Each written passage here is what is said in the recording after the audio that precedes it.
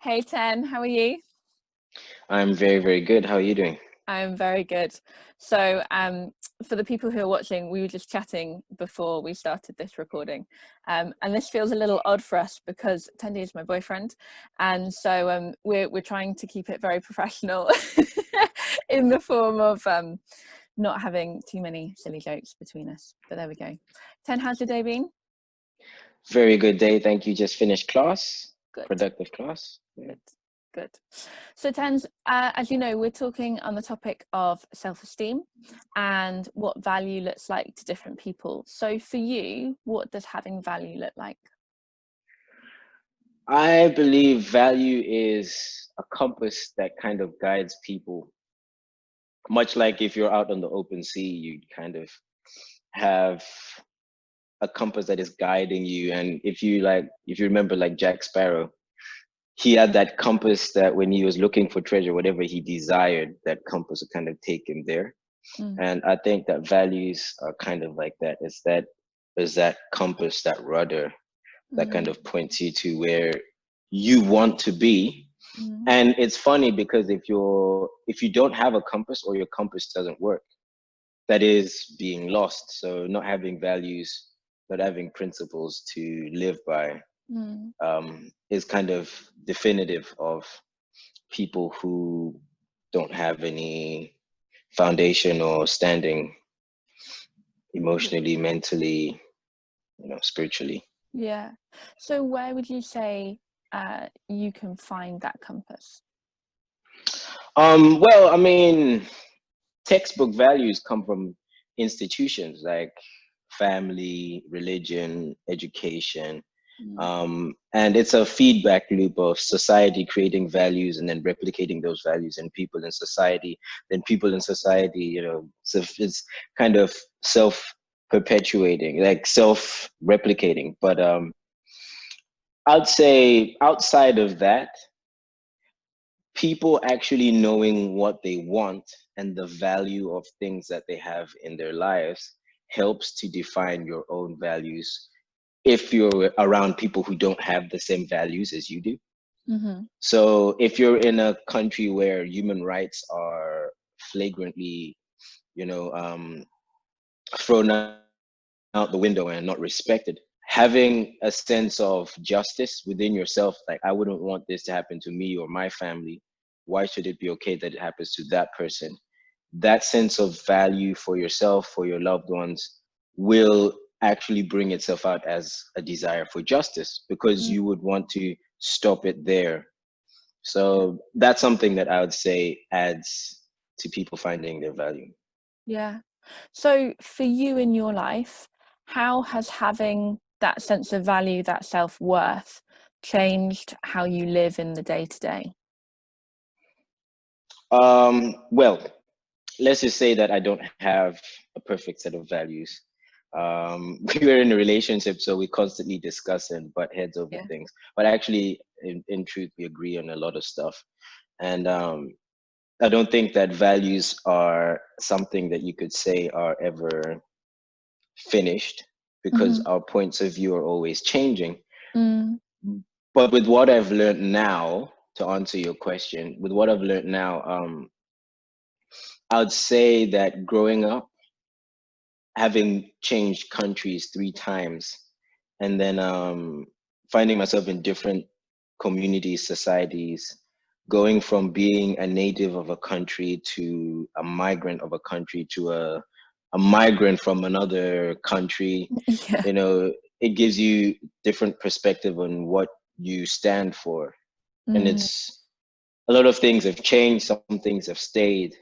And I would say that it's been part of the process in helping me find out more of who I think I am. mm, So yeah. that's helped professionally, it's helped in my relationships, it's helped when I've been having fun. Yeah. Because a lot of things that would have been fun for people who I would have been hanging around with in college wasn't fun for me because of the values that I had. So Yeah. that it's very life defining in that sense, and Yeah. it's something that is always changing. Yeah. I think that's a really key point that you said as well, that you can often be surrounded, particularly at school or college, with people who you maybe don't have similar values with. And because, as you said, you know, so much value can seem to be coming from society and telling you to be this or do this or look like this, and you can almost kind of feel a bit bombarded by it in a way of, well, these people are saying this and that's saying this and this saying this, but I feel and I love and I hate this type thing.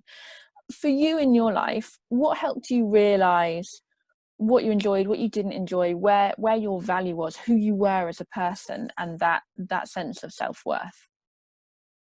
It's a really interesting question because that's different for everyone. True. Um, in my context, like you know, I hate that phrase, my reality. Yeah. Um, my reality. I come from I come from a family that has Christian values, Mm, and outside of that, our extended family generally all have Christian values, mm, and so the church has played a part in what I believe. yeah. And then the lifestyle that we've lived, my parents have been rather progressive. As you've spoken to like family members, Mm, my parents are quite progressive and quite open-minded. So they've always invited dialogue and discussion on mm, certain topics mm, without shifting their stance, which is a yeah. funny thing. Yeah. So there are things you know they're not gonna fly. So those were just the rules of the house, and which developed into things that I just do innately. Yeah. But they weren't afraid to talk about it. Yeah. Where I find like a lot of families maybe they don't discuss why it's a rule. Mm, And so that was very much a thing in our family where they explained why it was that way. And asking why to my parents was never a bad thing. So being able to discuss it, talk about it. And then also just trying to be myself. Our family always had a big sense of freedom. mm, And my parents, my mom marrying my dad was a big statement to them of her wanting to be who she wanted to be. And the mm, same with my dad on their side. mm, And so you've got all the racial politics like between that kind of those tribes in that country mm, and all the little movements in and around that. And it's like it was them saying we're living a life of being free, which they pushed on to us.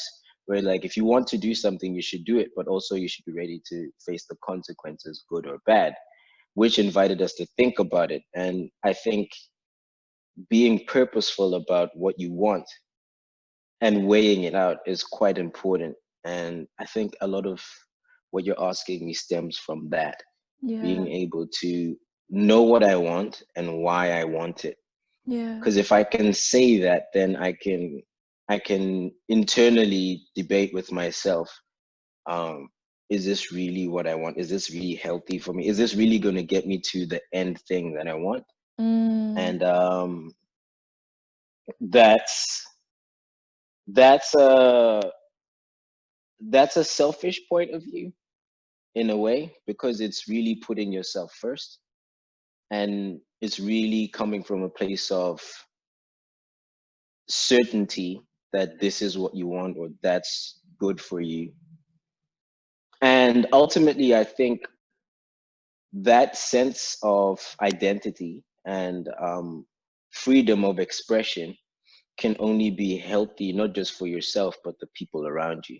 Because a lot of people will know what type of a person they're dealing with. mm, And yeah. so it works for when you're in school and you're working in groups, when you're at work professionally and you're partnering up with people. Yeah. They know how to approach you, they know what works for you. Mm, Whereas if you don't have an identity and you kind of say yes to everything or no to everything, it's hard to put your finger on the person, like what really appeals to them. yeah.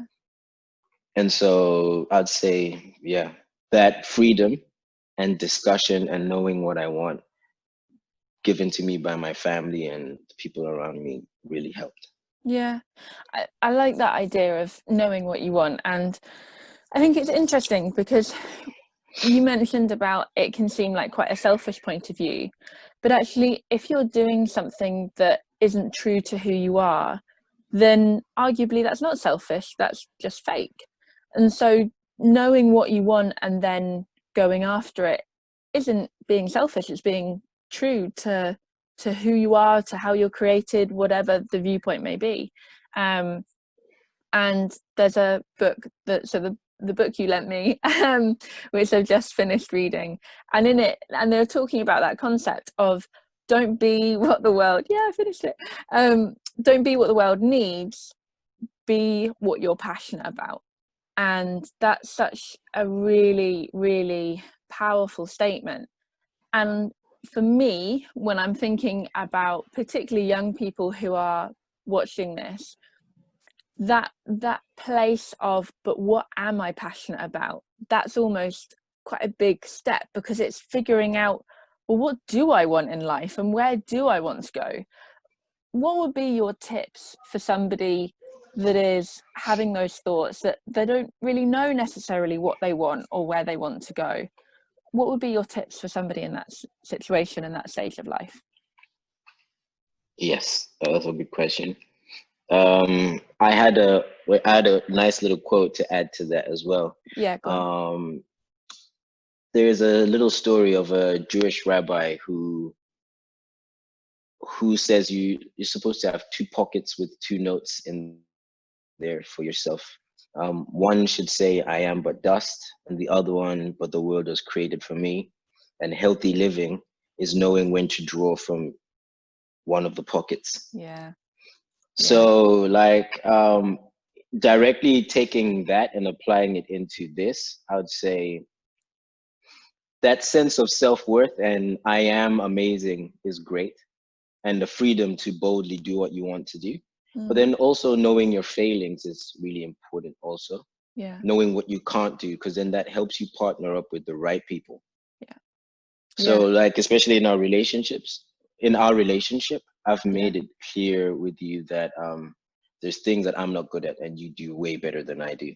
And vice And versa. vice versa, right? And I would say that that is quite important in knowing what you're passionate about, because in a simple way, some people are passionate about things they're good at. Yeah. And so I would say, if you're trying to find out what you're passionate about, you first have to have an open heart and an open mind to different things. Yeah. I've been through points where I've been going through depression, Mm, anger, and resentment. And mm, when you're balled up tight like that, mm, um, it's hard to be interested in anything other than mm, the anger or the pain that you feel. yeah. And so coming out of that depression, which, I mean, some people say you can never really get rid of depression. There's different viewpoints on that. But Sure. um, coming out of that, I would say that opening my mind and opening my heart to the world, of course, with a critical eye, but being open, helped me to become passionate about things. Mm, And a good example of that is human trafficking. mm, Um, my parents have an organization called CCIF that works to find justice and educate people about the horrors of modern day slavery, which is human trafficking. mm-hmm. And